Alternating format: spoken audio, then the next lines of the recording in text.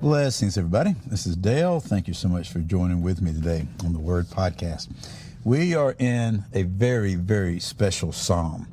We're up to the 19th Psalm, and we looked at the first verse of the 19th Psalm yesterday.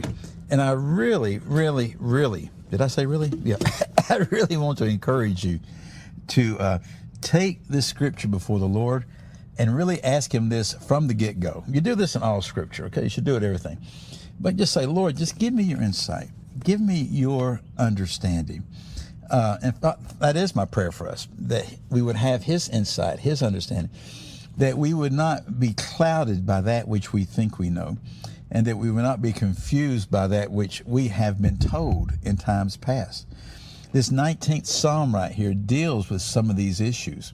And it may not be an immediate thing. A lot of times people don't see what I'm talking about. And yeah, I'm being a little vague right now intentionally because I want you to see some things. I want you to see what the scripture says about stuff. And I want you to actually set aside what you think you know, okay? Doesn't mean you don't have to believe it, but just don't believe something because somebody told you. Now, the first verse, 19th Psalm, said what? That the heavens declare the glory of God, and the firmament showeth His handiwork. That firmament was translated as expanse and sky in other English translations. But the word is actually firmament. And the word firmament speaks of like a hard shell. The word literally means like a dome, an extended solid surface, like an expanse. A vault is another translation. And so it's like there's a vault in the heavens. And you'll see more and more about this as we go through the Psalms. So we saw that the heavens do what? They declare the glory of God.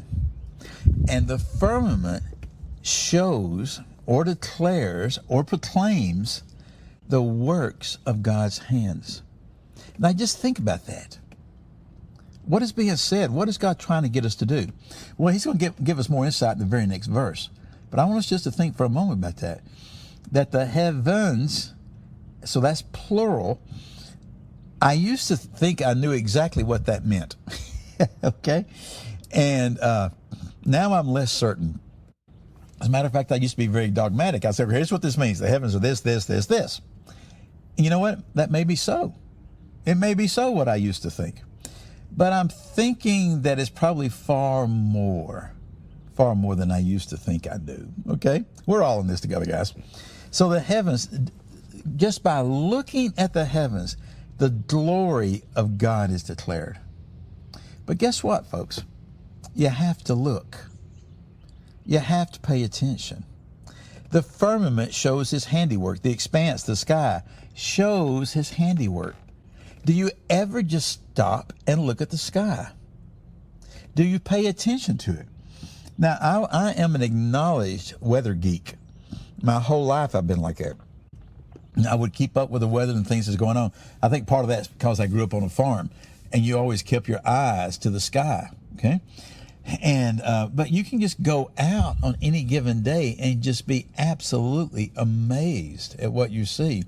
And I dare say, just by looking at the sky, okay, just by looking at the firmament, just by looking at that, you can glean so much. Okay, so much if you allow yourself to see. I went out a while back and just looked up, and I'm seeing several layers of clouds, okay? And it wasn't a solid overcast. I see one layer of clouds, the lower base of clouds, were moving in one direction. Then a higher layer of clouds, say about the 10, 15,000 foot level, were literally moving in a different direction. And then above those, let's say 25,000 foot level, was a layer of clouds, and they were moving in a different direction. And you say, well, what is that? Well, that's the heavens declaring the glory of God. That's the sky proclaiming His handiwork. And if we pay attention, and if we think about it, and if we take it before the Lord, then we're going to start seeing some things. The very next verse tells us even more. The next verse, verse 2, says this: day to day pours out speech, and night to night reveals knowledge. So day to day pours forth speech, and night to night reveals knowledge. But then verse 3, it says, there is no speech, nor are there words whose voice is heard. So what's the psalmist saying? What is David saying here? He's saying, you know what? Those daylight hours, day after day after day, okay, they're speaking to us. They're showing some things. King James says they're uttering speech. New American Standard pours out forth speech, same way in the ESV and the Lexham. They pour forth speech. There's an abundance of speech that's being done day by day by day. But then the next verse says, oh, there's no speech. There's no words. There's no voice to be heard. But the creation is speaking to us. Okay? Creation is speaking to us. Which begs the question, what? Are we listening? But even more than that, night to night reveals knowledge. Night after night, there is tremendous knowledge to be revealed if you will look. And so just think about that. I know a lot of us live in urban areas, and this is actually a lot harder because of the wash of the city lights and things like that. But if you just go out and look at the stars at night, you'll see certain things. If you go out where it's really dark out in the country and just watch the stars, you'll be amazed. Because what you will see, and you can actually find this, you can just Google it and find it, some beautiful things. Just time-lapse photography of the night stars. They often call it our star trails. You'll see those kind of things. And you see that the stars move across the heavenlies. And they move in a circular pattern, literally spinning in a circle with one star that never moves. One star that never moves, Polaris, the North Star. And all the other stars rotate around it.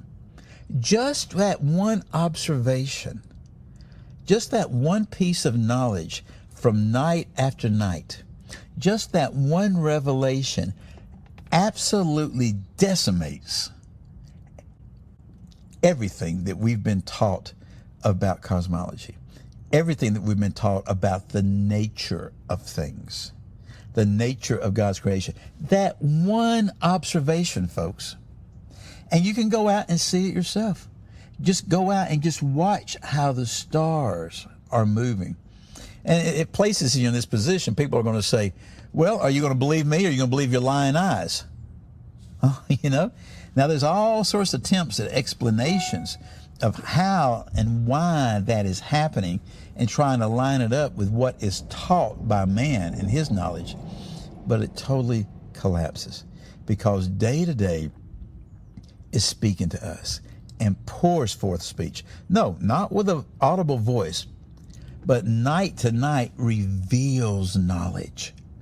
And the more that you look into it and the more revelation that you receive of the knowledge of the Lord through his creation, the more you'll see. And it is so exciting. Now, and I'll refer to this all the time. We're going to find out we've been deceived. We've been lied. Of course, the next question people want to know is, why would somebody go to all of this to lie about this? Well, there's reasons. We may or may not get into that in this context here, but I just challenge you to do this. Go and look and see what the Lord reveals. Well, again, I'm Dale. Hey, thank you for your time. I'll see you in the next episode. Goodbye.